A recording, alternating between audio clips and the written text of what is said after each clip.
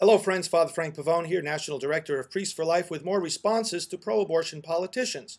Some of them, trying to justify their stance in favor of legal abortion, will say to us, but abortion is just one of many issues, and then they'll go on to tell us how good their positions are on everything else.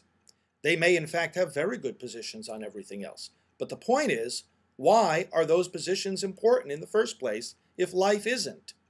If we can dispose of children in the womb, what makes it wrong to dispose of them after birth?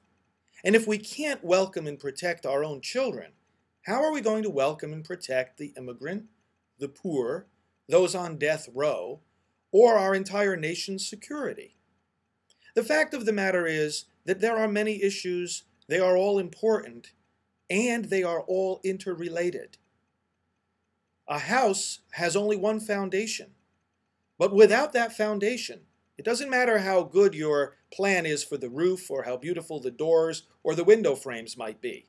The whole thing is going to collapse into dust if the foundation isn't strong. The right to life, the protection of life precisely because it's life, is at the heart and core of every issue. Why do we help the poor? Because they have a right to food and clothing and shelter. Why do they have a right to those things? Because they have a right to live.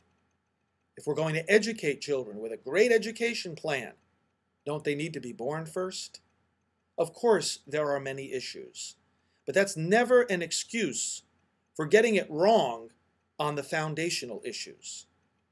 Don't you think that if a person came along and said, I support terrorism, I believe that what the terrorists did was okay, that they had a right to do it, that if that person asked for our vote, voters would not say, well, I disagree with you on terrorism, but what's your health care plan?